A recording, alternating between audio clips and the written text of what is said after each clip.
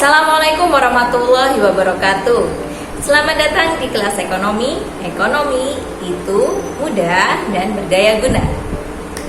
Alhamdulillah ala kulli hal, bertemu lagi dengan saya. Kali ini kita akan belajar tentang sistem informasi akuntansi. Nah, apa manfaat kita belajar tentang sistem informasi akuntansi? Seperti yang kita ketahui bersama, bahwa di dalam sebuah perusahaan atau suatu entitas bisnis, laporan keuangan memegang peranan penting. Karena dalam laporan keuangan ini, pemilik perusahaan atau juga manajemen dari perusahaan tersebut dapat mengetahui bagaimana kondisi dan kesehatan dari sebuah perusahaan atau entitas bisnis. Nah, agar laporan keuangan tadi tidak salah, tentunya ada hal-hal yang perlu diperhatikan agar laporan keuangan tadi dapat tersusun dengan baik dan juga memiliki informasi yang bisa digunakan untuk evaluasi sebuah perusahaan. Mengapa harus ada akuntansi? Akuntansi ternyata bukan sekedar catatan keuangan, tetapi adalah sebuah proses dalam mencatat, menganalisa, dan menjelaskan kondisi keuangan dari suatu perusahaan atau entitas bisnis.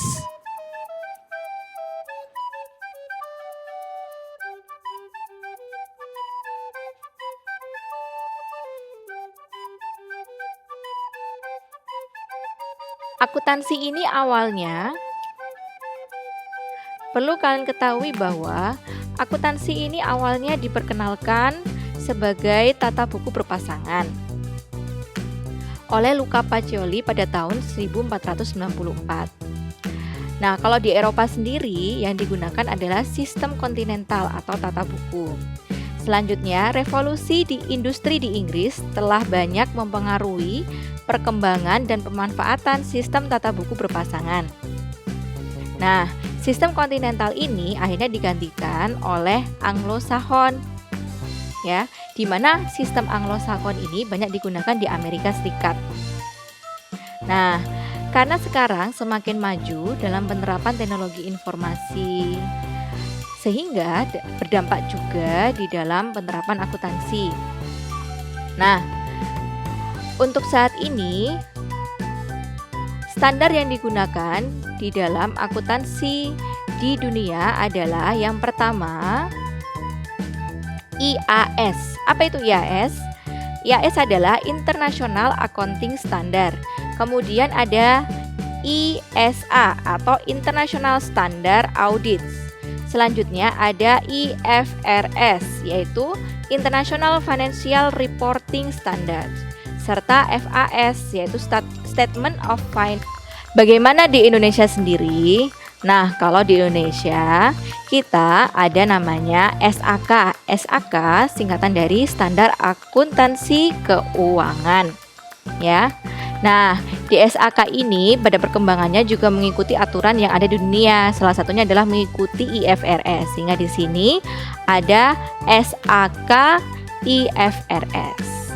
Nah, untuk para akuntannya sendiri di Indonesia ada ikatannya, yaitu IAI, Ikatan Akuntan Indonesia. Kemudian selain SAK IFRS juga ada SAP, yaitu Standar Akuntansi Pemerintah.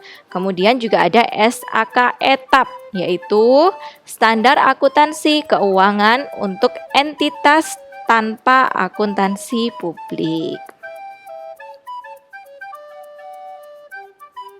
Selanjutnya, siapa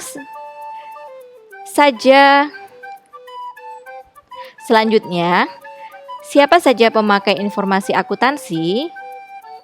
Ada dua pihak yang memakai informasi akuntansi, yaitu pemakai internal dan juga pemakai eksternal. Pemakai internal adalah pihak yang melakukan perencanaan, pengorganisasian, pengarahan, dan pengendalian organisasi. Contohnya adalah manajer pemasaran, kepala bagian produksi dan direktur keuangan. Apakah hanya tiga pihak tersebut? Tidak, ya. Hal ini dapat disesuaikan dengan kebutuhan masing-masing perusahaan. Kalau manajer pemasaran, mereka membutuhkan bagaimana kondisi keuangan perusahaan sehingga dia bisa menetapkan harga produk yang paling pas untuk diterima oleh konsumen. Baik itu untuk direktur keuangan juga sangat penting karena akuntansi ini laporannya dapat mencerminkan kondisi yang sebenarnya di perusahaan tersebut sehingga direktur keuangan dapat memutuskan kebijakan-kebijakan apa atau kebijakan strategis yang digunakan untuk perusahaan. Kemudian ada pemakai eksternal. Siapa sajakah itu? Yang pertama ada kreditur, yaitu orang yang memberikan pinjaman. Hal ini penting karena kesehatan keuangan dari perusahaan ini dapat mencerminkan kemampuan perusahaan untuk membayarkan kembali kewajibannya. Kemudian yang kedua pemerintah, yaitu dalam bidang perpajakan, ya, sehingga pemerintah dapat menetapkan pajak yang akan dipungut kepada perusahaan tersebut. Selanjutnya ada calon investor, di mana perusahaan yang sifatnya go public atau mungkin perusahaan yang ditawarkan kepada investor. Dengan kita melihat laporan keuangannya, kita dapat mengetahui kesehatan perusahaan tersebut sehingga calon investor dapat mempertimbangkan akan menanamkan investasi di bisnis tersebut atau tidak. Kemudian ada pemasok atau supplier, karena biasanya supplier ini sering memberikan pasokan barang dagang, ya, atau pasokan barang ini yang sifatnya kredit, sehingga pastinya mereka juga perlu memahami apakah klien mereka ini mampu untuk membayar. Kemudian pemilik atau pemegang saham. Ini juga sangat penting, ya, karena nantinya pemilik dan pemegang saham ini dapat melihat kondisi keuangan dan memperkirakan bagi hasil yang bisa didapatkan oleh pemegang saham. Kemudian karyawan dan serikat pekerja. Ini juga penting karena pekerja dapat mengetahui, oh, kali ini perusahaan saya semakin berkembang atau bagaimana, ya, sehingga mereka dapat membuat negosiasi dengan perusahaan. Kemudian masyarakat tentunya. Nah, dalam akuntansi perlu adanya kualitas dari informasi yang disajikan. Hal ini untuk menjadikan dasar bahwa prinsip-prinsip akuntansi telah dijalankan dengan baik. Untuk karakteristik kualitas informasi akuntansi yaitu yang pertama harus relevan, 2 dapat dimengerti, 3 tepat waktu, 4 daya banding, kemudian 5 daya uji, 6 netral, 7 nilai prediksi, 8 materialitas. Maksudnya untuk relevan di sini adalah laporan keuangan yang disajikan, ya, harus sesuai dengan maksud penggunaannya, ya. Jadi akuntan harus memfokuskan pada tujuan umum pemakai laporan keuangan dalam proses penyusunan laporan keuangan. Kemudian laporan keuangan juga harus dapat dimengerti dengan bahasa yang sederhana, kemudian penyajian yang tepat, ya. Kemudian tepat waktu. Jadi laporan keuangan ini nggak bisa laporan tahun ini disajikannya 5 tahun kemudian, ya, harus tepat waktu. Kalau sudah selesai tutup buku pada tahun itu, maka tahun awal berikutnya itu sudah harus dilaporkan. Kemudian ada daya banding, ya. Dalam laporan keuangan akuntansi ini harus bisa dibandingkan antara laporan yang pertama dan juga laporan yang selanjutnya. Kemudian ada juga daya uji. Nah, daya uji di sini apa yang dimaksud dengan daya uji? Yaitu informasi keuangan yang dihasilkan harus dapat diuji kebenarannya. Kemudian yang keenam adalah akuntansi ini harus juga bersifat netral. Apa maksudnya netral? Jadi, laporan keuangan yang disusun ini tidak boleh berpihak pada pihak-pihak tertentu saja, ya. Sehingga dapat dimanfaatkan misalnya untuk kepentingan tertentu, tidak boleh, ya. Kemudian harus juga memiliki nilai prediksi, ya, untuk di masa depannya. Dan yang terakhir adalah materialitas, ya. Karena laporan keuangan ini jangan sampai ada terjadi kesalahan atau kekeliruan, karena bisa mempengaruhi keputusan yang akan diambil. Selanjutnya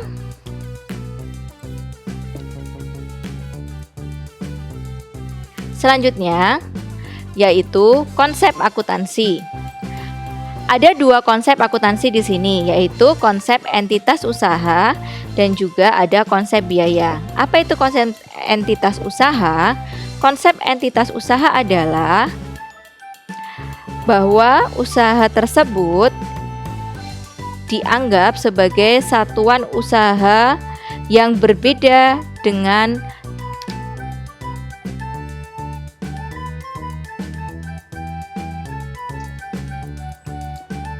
Baik, selanjutnya adalah konsep akuntansi. Ada dua, yaitu konsep entitas usaha dan konsep biaya. Konsep entitas usaha ini adalah dalam penerapannya, satu unit usaha yang berdiri sendiri merupakan entitas usaha atau satuan usaha ketika data ekonomi perlu disiapkan. Jadi misal kalau ada pemilik perusahaan yang memiliki dua usaha ya, maka laporan keuangannya harus sendiri-sendiri ya. Jadi perusahaan ini dipandang sebagai entitas terpisah dari pemilik, kreditor atau pihak yang berkepentingan lainnya. Selanjutnya ada konsep biaya. Apa artinya itu? Jadi di dalam konsep biaya ini adalah dasar untuk melakukan pembukuan atas harga perolehan ya. Jadi kalau misalnya ada pembelian sebesar 500 juta rupiah, maka dalam pencatatan atau pembukuannya ini juga harus ditulis 500 juta rupiah ya. Walaupun misalnya harga awalnya ada 550 juta, kemudian ditawar jadi 500 juta, maka yang dicatatkan di dalam akuntansi ini adalah 500. Selanjutnya, prinsip dasar akuntansi. Yang pertama adalah prinsip pengakuan pendapatan, yaitu pendapatan akan dicatat apabila pendapatan tersebut memang sudah didapatkan, ya. Jika pekerjaan juga sudah diselesaikan. Kemudian ada prinsip historis. Nah, kalau dalam prinsip historis ini menghendaki digunakannya harga perolehan dalam mencatat harta, utang, modal, pendapatan, dan beban. Atau pencatatannya ini didasarkan pada harga perolehan barang dan atau jasa. Selanjutnya adalah prinsip mempertemukan. Prinsip ini adalah mempertemukan pendapatan dan biaya yang dapat dihitung untuk mengetahui apakah perusahaan memperoleh laba atau mengalami rugi. Kemudian prinsip pengungkapan penuh, yaitu sistem informasi yang disajikan harus relevan dengan tidak memihak, dapat dipahami dan tepat waktu agar pelaporan keuangan menjadi lebih efektif. Yang kelima ada prinsip konsistensi, yaitu prinsip yang diterapkan dalam metode dan prosedur penyusunan akuntansi secara berkesinambungan dari tahun ke tahun. Kemudian ada prinsip objektif, yaitu yang mengacu pada keakuratan bukti-bukti transaksi yang mendukung dalam laporan keuangan. Selanjutnya adalah bidang-bidang akuntansi. Yang pertama, ada akuntansi keuangan, yaitu bidang yang menjalankan keseluruhan proses akuntansi sehingga menghasilkan informasi keuangan bagi pemakai eksternal informasi akuntansi. Contohnya, penyajian laporan laba rugi, laporan perubahan laba ditahan, neraca, dan laporan arus kas. Yang kedua, ada akuntansi pemeriksaan. Fungsi utamanya yaitu menjalankan pemeriksaan atau audit atas laporan keuangan yang dihasilkan suatu perusahaan. Kalau Kalau pemeriksaan ini dilakukan oleh staf perusahaan sendiri, maka disebut internal auditor. Kalau pemeriksaan laporan keuangan dilakukan oleh pihak luar perusahaan, disebut independent auditor atau akuntan publik. Selanjutnya adalah akuntansi biaya, di mana fungsi utamanya ini adalah alat mengendali biaya dalam proses produksi yang dilakukan perusahaan. Kegiatan utama akuntansi biaya ini adalah menyediakan data biaya aktual dan biaya perencanaan untuk suatu perusahaan. Kemudian ada akuntansi manajemen. Akuntansi manajemen ini menyediakan data dan informasi bagi pengambilan keputusan. Tadi kita mengetahui bahwa pemakai informasi akuntansi ini adalah manajer. Nah, ini pentingnya akuntansi manajemen adalah di sini, ya. Jadi, fokus akuntansi manajemen adalah menyediakan informasi bagi pihak-pihak dalam perusahaan, sehingga manajemen dapat mengendalikan kegiatan perusahaan, memonitor atau mengawasi, ya, sehingga dapat mengambil keputusan yang tepat. Selanjutnya ada akuntansi anggaran. Nah, ini berkaitan dengan penyusunan rencana keuangan perusahaan yang diukur dalam satuan unit moneter untuk jangka waktu tertentu. Kemudian ada akuntansi perpajakan. Fungsinya adalah mempersiapkan data sebagai kewajiban dan hak perpajakan, ya, yang terjadi di dalam setiap transaksi yang dilakukan oleh perusahaan. Sehingga tujuan akuntansi perpajakan ini adalah untuk melaporkan pajak, ya. Selanjutnya nomor 7, akuntansi sektor publik, di mana akuntansi ini memfokuskan pada pencatatan dan pelaporan transaksi dari organisasi pemerintahan dan organisasi non-profit lainnya. Dan yang terakhir adalah sistem akuntansi, di mana bidang akuntansi ini memfokuskan pada aktivitas mendesain dan mengimplementasikan prosedur serta pengamanan data keuangan perusahaan. Dan saat ini sudah banyak, ya, sistem-sistem informasi akuntansi yang berkembang, ya, baik secara online maupun dia sudah berupa software, ya. Jadi keren, ya. Baik, selanjutnya yaitu profesi akuntan. Yang pertama adalah akuntan internal. Apa itu?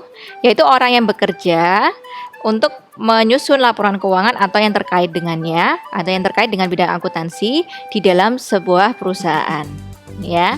Kemudian ada akuntan publik, ya, akuntan publik, ya, yaitu orang yang bekerja untuk dalam bidang akuntansi ini, ya, tapi di luar perusahaan. Di mana biasanya akuntan publik ini bisa bersifat juga sebagai auditor, ya. Bisa auditor itu adalah yang mengedit, ya, yang mengawasi bagaimana pelaksanaan prinsip-prinsip akuntansi ini sudah dilakukan atau sudah dilaksanakan di dalam penyusunan laporan keuangan atau tidak. Kemudian ada akuntan pendidik, ya, seperti halnya peserta di sini, ya, ataupun dosen akuntansi dan sebagainya.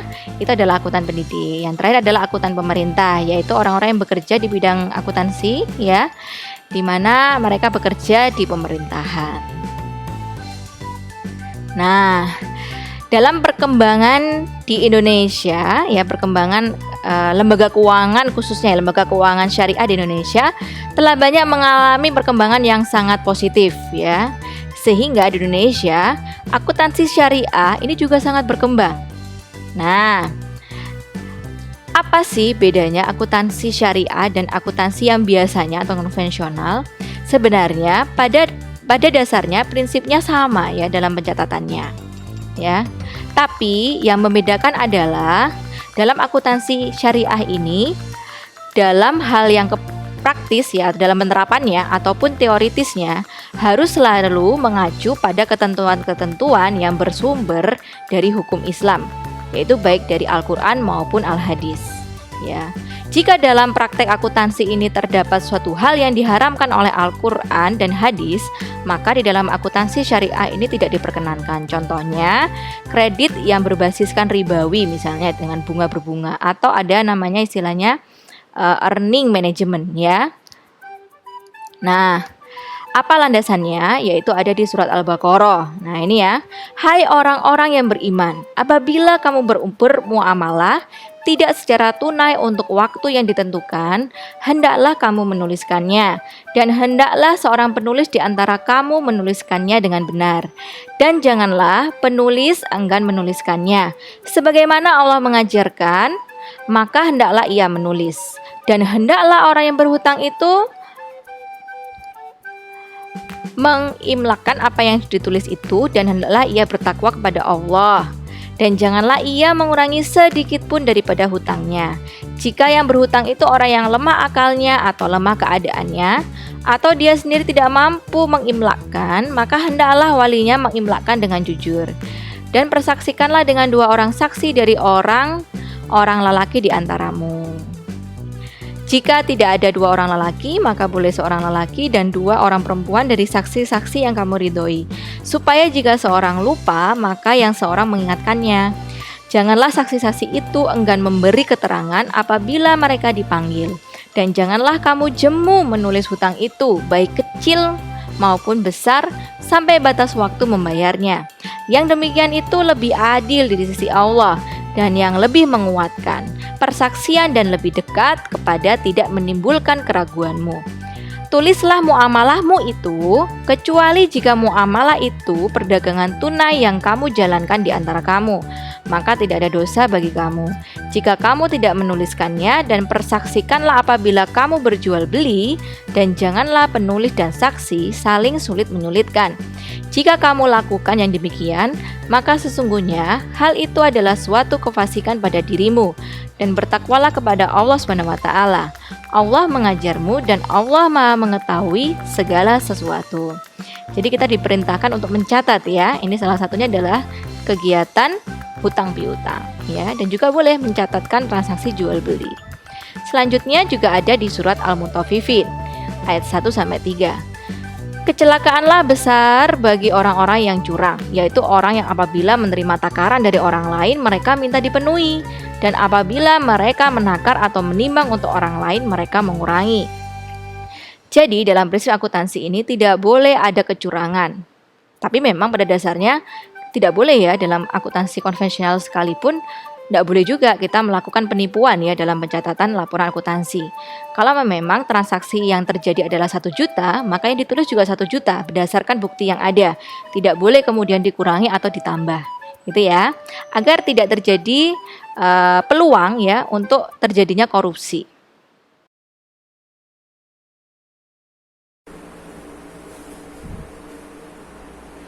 Demikian pembahasan materi sistem informasi akuntansi. Semoga dapat menjadi ilmu yang bermanfaat. Kurang lebihnya mohon maaf. Wassalamualaikum warahmatullahi wabarakatuh.